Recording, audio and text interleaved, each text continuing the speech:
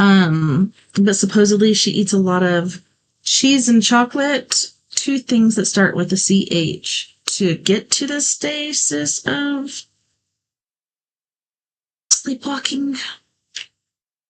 I don't know. I had to skip on that because she's so loud. She's blowing out my eardrums. But let's get over here to my girl, Miss Amber Bowden Vance. And let's talk about some damn old ghost stories and creepy stuffs.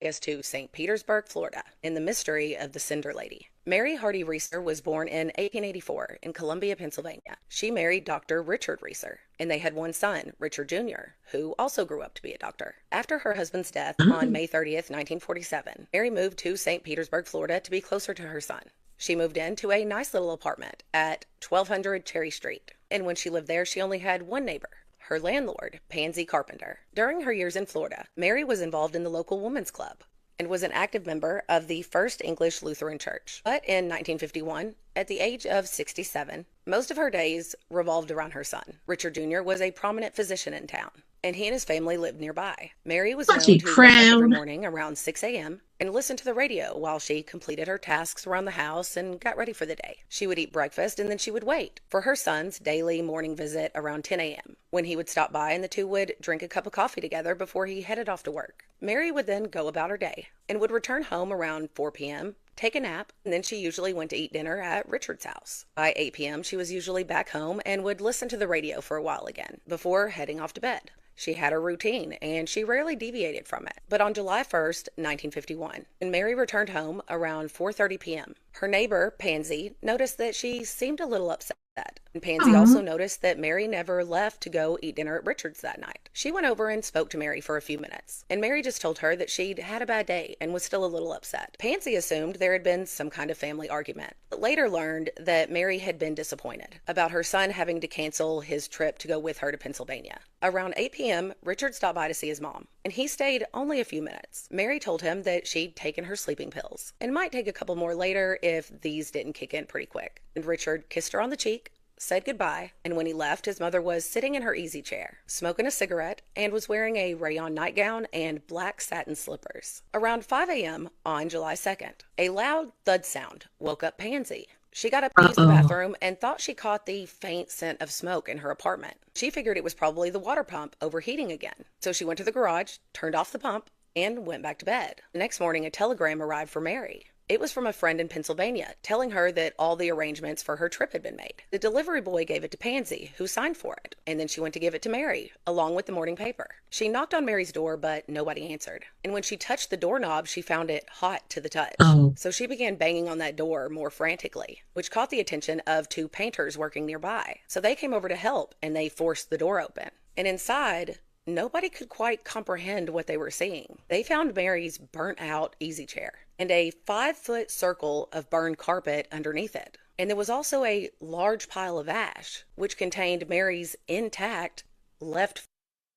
see, that's what I was about to say. Is this the one where the chick's like feet and ankles and shoes were still there, but everything else was gone? Like, how does that happen? Foot still in its satin slipper. And this was all that remained of Mary Reeser. Upon inspection, the scene got even weirder.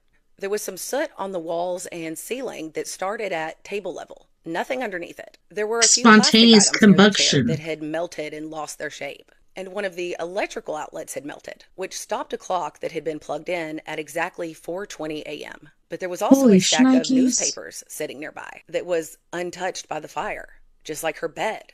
The bed sheets were Doesn't still make pearly sense. white. Besides this area of her apartment where her easy chair had been sitting, where she was sitting, nothing else in the apartment was burned, or even really contaminated by the smoke. Yet Mary's chair had been reduced to only its springs, and Mary herself, besides her leg, had been cremated. In the ash, police found only a few teeth, part of her Yes. spine, and reports claimed that her skull had been shrunken to the size of a cup by the intense heat. It appeared that the 67-year-old woman had just, quote, disintegrated by a blaze of white-hot intensity. Investigators were baffled. How had Mary burned at such a high temperature that all but one leg had been reduced to ash without catching the rest of the apartment on fire? Theories abounded. Some believed that Mary must have been attacked and set on fire But there was no sign of a break in and no signs of a struggle. Others thought Even so, okay, so bear with me here, grr. Um, Even if that were the case,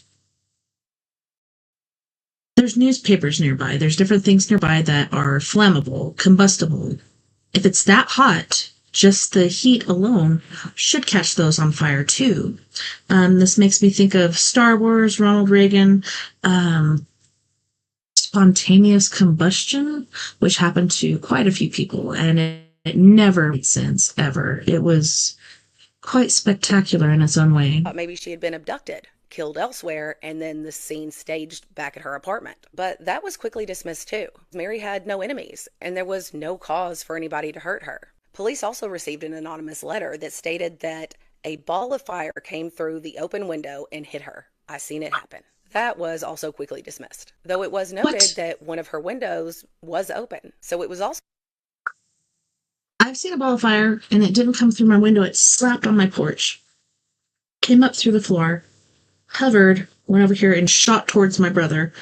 Out the door. It didn't light anything on fire, so I don't know about that. also speculated that maybe she had been struck by lightning, but there had been no storms and no reports of lightning night of July 1st Star into the Wars. morning of July 2nd. But the most Lasers. widespread theory, the one that is still most widely spoken about today, is that Mary Reeser was a victim of spontaneous human combustion when someone just bursts into flame, supposedly For no caused apparent by some reason. type of chemical reaction in the body without any ignition from an external source. That is scary. The mystery of Mary's fiery death gained national attention, and the media began calling her the Cinder Lady. The St. Petersburg police chief stated that her case was the That'd be a most good unusual movie.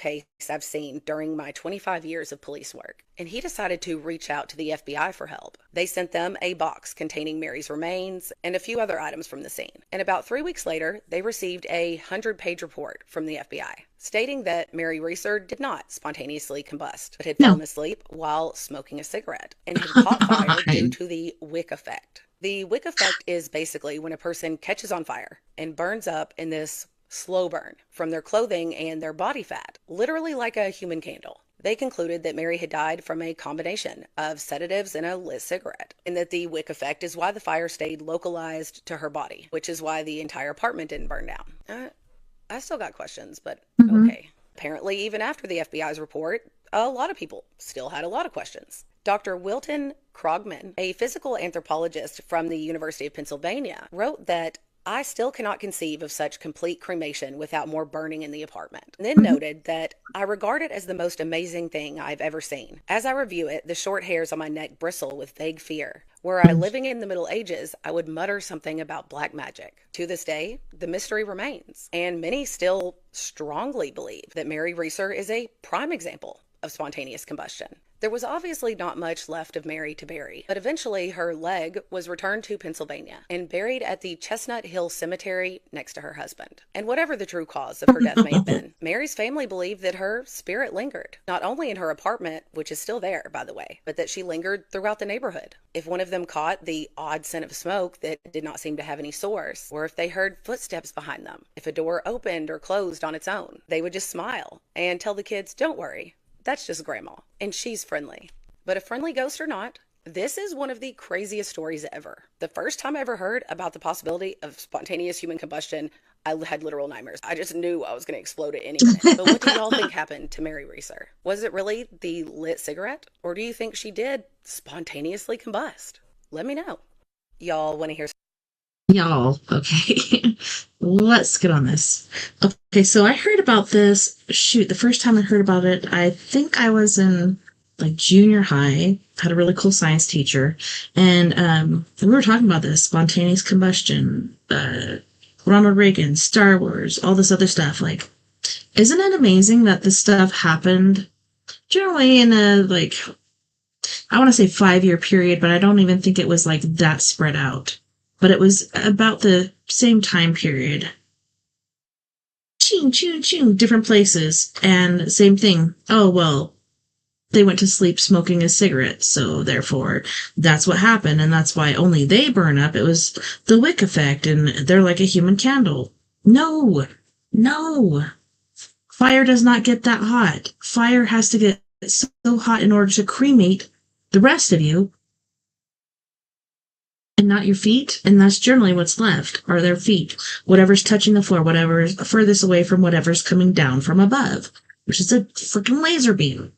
I could be crazy. I mean, I'll give you that. You can call me that if you want. But no, this is not spontaneous combustion. This is not a freaking cigarette. This is not anything like that. If it were, there'd be more of a fire. This is hot, fast, flash, laser, freaking laser beams. Come on, people. Work with me here. Yeah, pretty trippy.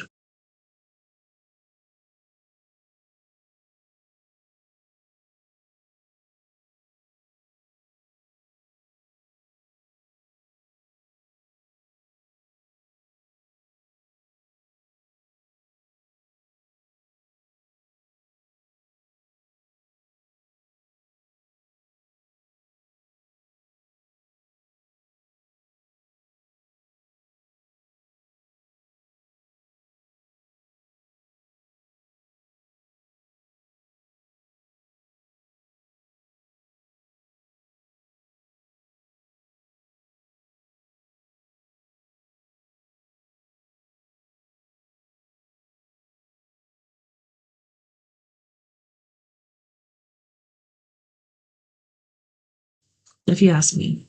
Pretty damn trippy. It's another one of those wow moments. Y'all want to hear a story? This story is Oh, going to it's another wow moment. It's another one of those wow moments. What? I honestly believe that the only way to get to the bottom of all of this stuff is by providing irrefutable proof, factual based evidence, despite people's personal feelings or opinions on this issue. And this is a prime example of what I'm talking about. And let me just, first of all, just commend Ross Coulthard for his continuing efforts to push for the truth on this issue. I think the level of professionalism that he has shown, the consistency that he has shown, Yes.